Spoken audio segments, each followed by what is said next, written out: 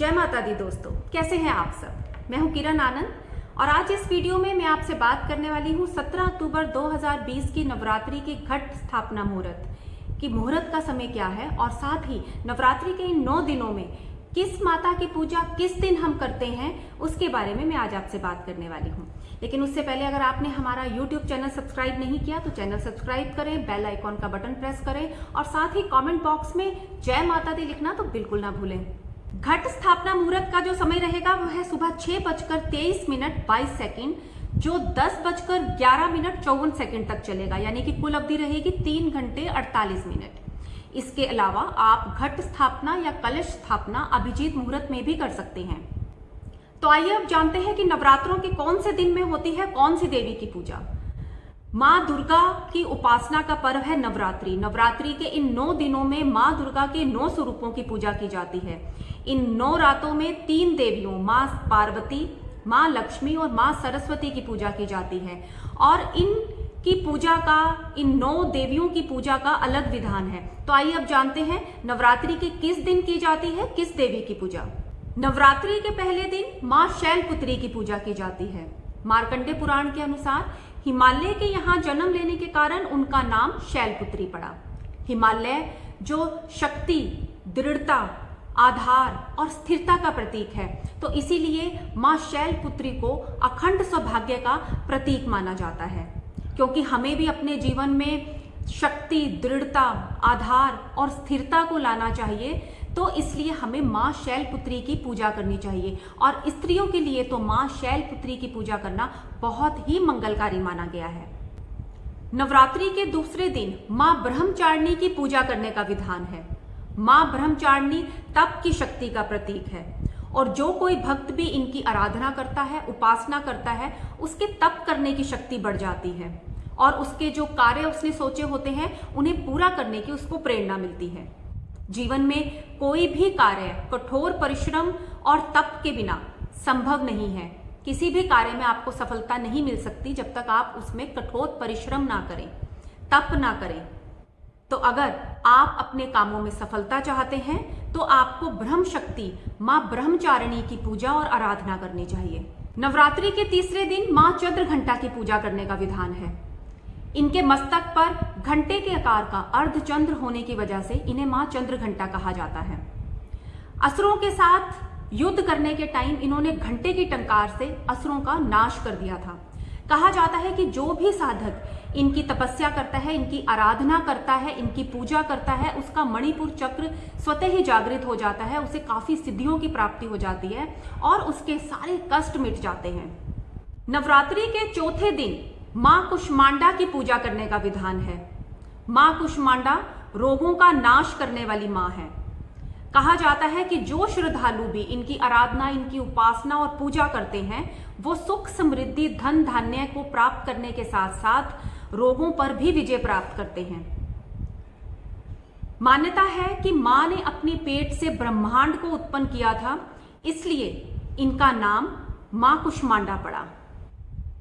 माँ कुष्मांडा शरीर के अनाहत चक्र को जागृत करती है और साथ ही सारे रोगों और शोकों का दमन करती है।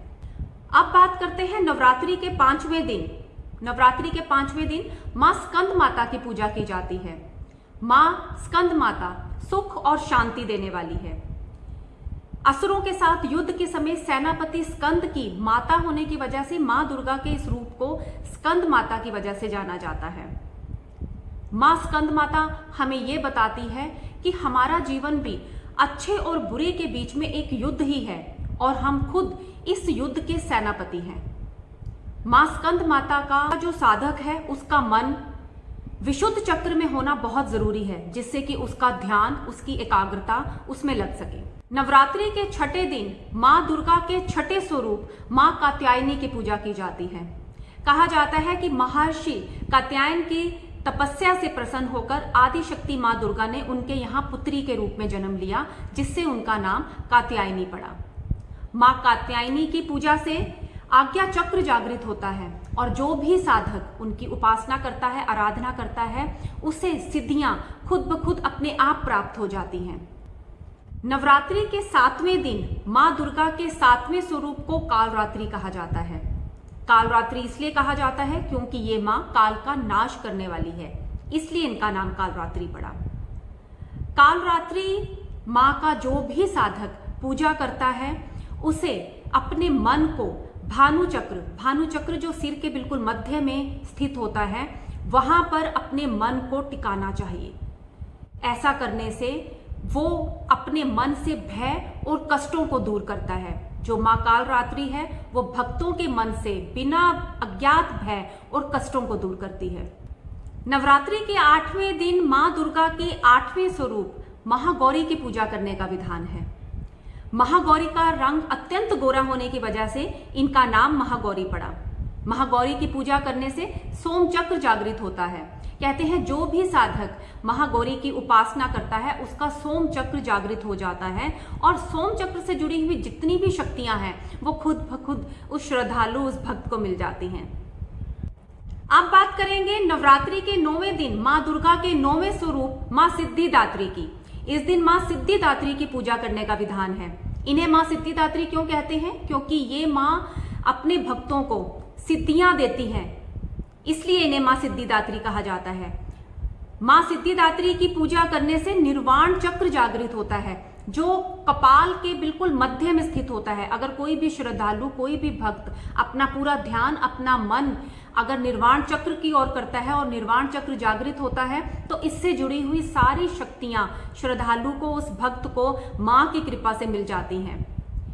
कहा जाता है कि मां अपने भक्तों पर बहुत ही कृपा करती है, उन्हें सुख शांति देती है, उन्हें सारी सिद्धियां देती हैं और मां सिद्धिदात्री के आशीर्वाद से उसके भक्त के लिए कोई भी कार्य असंभव नहीं रह पाता। मां अपने भक्तों के सारे कार्य पूरे करती है, उन्हें सुख, समृद्धि, ऐश्वर्य और उन्हें अच्छा स्वास्थ्य देती है। तो ये थी दोस्तों नवरात्रि के मां दुर्गा के 9 स्वरूपों की हमें कैसे पूजा करनी है, किस दिन हमें माता के किस स्वरूप की पूजा करनी है। आशा करती हूँ आपको ये वीडियो अच्छा लगा होगा। अगर आपको वीडियो अच्छा लगा है आप इसे लाइक करें, शेयर करें और चैनल को सब्सक्राइब जरूर करें। और हाँ, कमेंट्स में आप जय माता दी लिखना बिल्कुल ना भूलें। जय माता दी सबको।